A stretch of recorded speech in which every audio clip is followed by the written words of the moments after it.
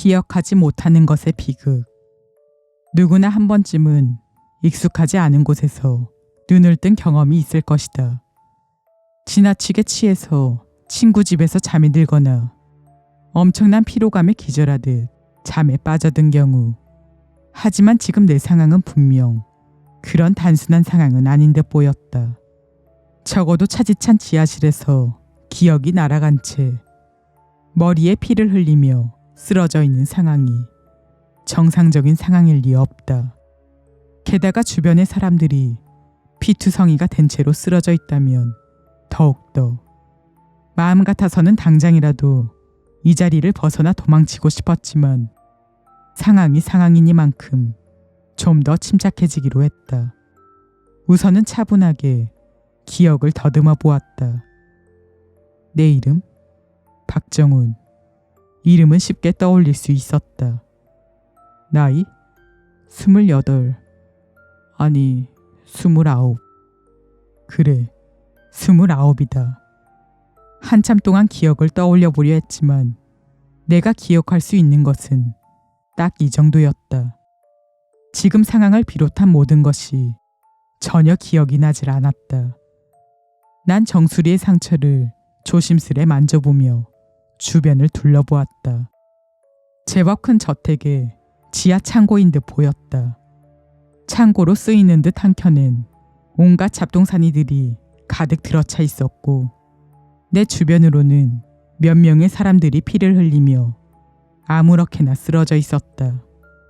끔찍한 광경에 구역질이 나올 지경이었지만 상황 파악이 더 중요했다. 난 힘껏 숨을 들이켠 채 쓰러진 사람들을 관찰했다. 쓰러진 사람들은 총 4명. 고등학생쯤 되어 보이는 남자애 1명, 20살 정도 되어 보이는 여자 1명, 30대 중반쯤 되어 보이는 남자 1명과 40대 후반 정도의 부인 1명. 나이도 성별도 다양했지만 공통점이 있다면 다들 나처럼 피를 흘리며 기절해 있다는 것이다. 아니 어쩌면 기절한 것이 아니라 죽었을지도 모른다. 하지만 가까이 다가가 확인해 볼 용기는 나질 않았다. 피냄새를 맡지 않으려 애쓰며 이번엔 내가 쓰러져 있던 곳 근처를 둘러보았다. 멀지 않은 곳에 피가 묻은 강목이 떨어져 있었다. 내 기억을 날려버린 정수리 상처의 원흉이 저 녀석인 듯 했다. 나가는 문 역시 나와 가까운 곳에 있었다. 어쩌면 난 급히 이 방을 빠져나가려다가 뒤에서 공격을 받았는지도 모른다. 정황상 누군가가 모종의 이유로 나를 포함한 이 사람들을 납치하고 기절시킨 듯 했다. 아직도 상황 파악이 다 끝나지 않았지만 우선 여기서 빠져나가는 것이 좋을 것 같다. 밖으로 나갈 수만 있다면 누군가에게 도움을 요청하거나 경찰에 신고할 수 있다. 상황을 이렇게 만든 범인에게 들키지 않는다는 가정이긴 하지만 잘만 하면 쓰러진 사람들도 구할 수 있을지 모른다. 난 문이 잠겨있지 않기를 기도하며 조심스레 굳게 닫힌 문으로 다가갔다. 그리고 잠시 후 안도의 한숨을 내쉬며 아무런 저항 없이 열리는 문틈으로 밖을 내다보았다. 거친 철문 너머 위로 올라가는 투박한 계단이 보였고 계단의 맨 끝에서는 밝은 빛이 새어나오고 있었다. 다행히 쉽게 빠져나갈 수 있을 것 같다. 내 생각대로 이곳은 어떤 저택의 지하실이 맞는 듯했다. 계단을 다 올라오자 제법 신경 써서 꾸며놓은 거실이 보였다. 잠시 귀를 기울여 봤지만 특별한 소리는 들리지 않았다. 다행히 사람들을 납치하고 공격한 범인은 지금 이곳에 없는 모양이었다. 익숙한 거실의 모습을 뒤로하고 난 서둘러 현관으로 향했다. 잠깐, 익숙하다고? 난 걸음을 멈추고 뒤를 돌아 집안을 둘러보았다. 고급져 보이는 카펫과 푹신한 소파, 장식부터 시작해서 벽에 걸려있는 그림까지 처음 보는 것들이 아니다. 이곳으로 끌려오면서 눈에 들어왔다거나 하는 그런 느낌이 아니었다. 분명 어디에 무엇이 있는지, 어디가 어떻게 되어 있는지 알고 있다. 기억을 열심히 더듬어 봤지만 머리만 아플 뿐 더 이상은 떠올릴 수 없었다. 뭔가 석연치 않은 부분이 있었지만 지금은 더 급한 일이 있다. 난 고개를 강하게 휘젓고는 그대로 현관으로 향했다. 현관 역시 이미 구조를 알고 있는 것처럼 자연스레 찾아갈 수 있었지만 애써 무시하며 밖으로 향했다. 밖으로 나오니 건물은 한적한 산 중턱에 위치해 있었다. 아무래도 별장 개념의 건물인 듯 보였다. 주변에 건물은 없었지만 근처에 잘 포장된 도로가 있는 걸로 보아 첩첩산중은 아닌 듯했다. 다행이라고 생각하며 사람을 찾기 위해 서둘러 도로로 달려갔다. 마을까지 거리가 제법 되겠지만 마냥 차가 지나가기를 기다릴 수도 없다. 게다가 범인이 내가 도망친 걸 알고 잡으러 올지도 모른다. 최악의 경우 마을까지 뛰어갈 생각까지 했지만 다행히 이번에도 운이 좋았다. 저 멀리서 차 한 대가 내 쪽으로 올라오고 있었다. 안도의 한숨을 내쉬며 숨을 골랐다. 체력에는 제법 자신이 있었는데 벌써 숨이 찬 걸 보니 몸 상태가 엉망인 모양이다. 차가 오길 기다리며 다시 생각을 정리했다. 지하실에 쓰러져 있던 사람들, 왠지 눈에 익은 별장, 잠겨있지 않았던 문, 그리고 기억상실증. 이상한 기분이 들었다. 왠지 아주 중요한 것을 놓치고 있는 것 같은 느낌이었다. 분명 범인은 되는 대로 사람들을 잡아와서 저 별장 지하실에 모아놓았을 것이다. 그리고 흉기를 휘둘러 모두를 기절시키고 문조차 잠그지 않고 자리를 빠져나갔다. 뭔가 말이 되지 않는다. 난 고민하며 손바닥을 내려다보았다. 상처투성이의 손. 단순히 저항하다가 생긴 상처가 아니다. 적어도 거친 강목을 수차례 휘둘러야 나올 만한 그런 상처. 난 숨을 들이키며 별장을 돌아보았다. 그러는 사이 멀리서 다가오던 차가 내 앞에서 멈췄다.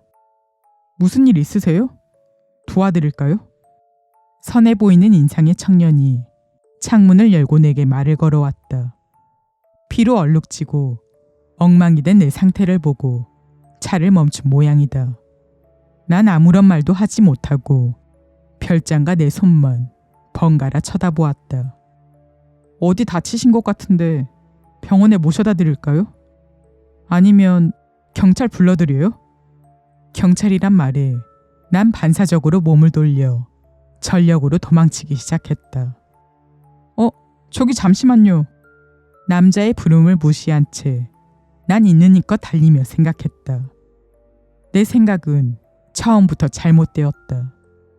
난 범인에게 공격당한 것이 아니다.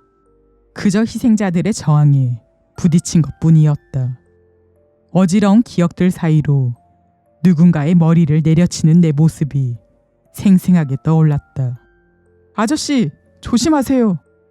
귓가에 들려온 말에 고개를 돌릴 새도 없이 귀가 찢어질 듯한 경적 소리가 울리며 끔찍한 고통이 몰려왔다.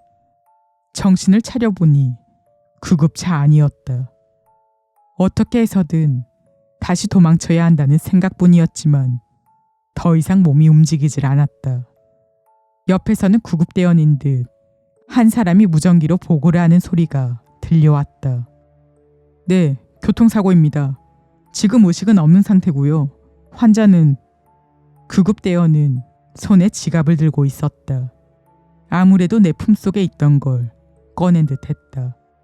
그러니까 이름은 박정훈. 네, 54세 남성입니다. 주소는... 54세? 다시 희미해져가는 의식 너머 간신히 바라본 곳에는 지갑에 꽂혀있는 가족 사진이 있었다. 내 기억보다 훨씬 나이가 든 내 모습과 내 옆에서 행복한 웃음을 짓고 있는 중년 여성, 그리고 우리의 양옆으로 서 있는 남학생과 여대생. 그제야 기억하지 못하고 있던 모든 것이 다 기억이 났다. 여름 휴가, 큰맘 먹고 빌린 멋진 별장, 즐거워하던 딸과 아들, 날 자랑스러워하던 아내, 별장 지하에 쓰러져 있던 그들이었다. 아무래도 난 내 상상 이상으로 긴 시간 동안의 기억을 잃어버렸던 모양이다. 지하실에서 깨어난 남자는 한 손으로 머리를 감싸며 욕지거리를 내뱉었다. 젠장 맞을. 경찰에 쫓기는 와중에 별장을 발견한 남자는 몸을 숨길 좋은 장소라 생각하며 문을 따고 들어와 지하실에 몸을 숨기고 있었다. 하지만 갑작스레 별장 안으로 들어온 가족에 의해 몸을 숨길 겨를도 없이 들켜버리고 말았다.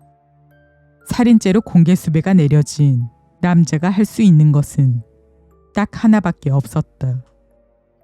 남자는 근처에 있던 세막대를 휘둘러 어린애 둘과 중년 여성을 제압했다. 하지만 악바로 보이는 사람이 흥분하여 휘두른 강목에 머리를 얻어맞고 말았다. 남자는 정신을 잃기 전 발악적으로 세막대를 휘둘러 그 사람의 머리를 맞출 수 있었다. 남자는 몸을 일으켜 주변을 둘러보았다. 그 사람의 모습은 보이지 않았다. 마지막 일격이 큰 소용이 없었던 듯 경찰에 신고를 하러 갔거나 도움을 요청하러 간 것 같았다. 서둘러 도망치면 아직 가능성이 있을 거라 생각한 남자는 재빨리 몸을 일으켰다. 그때 뒤에서 작은 신음소리가 들려왔다. 머리에 피를 흘리며 일어난 중년의 여성, 그리고 그 근처에서 움찔거리는 어린 2명. 남자의 얼굴이 분노로 일그러졌다. 내가 네 놈들 때문에. 남자는 자신의 옆에 떨어져 있던 세막대를 집어들고는 쓰러진 사람들에게 다가갔다.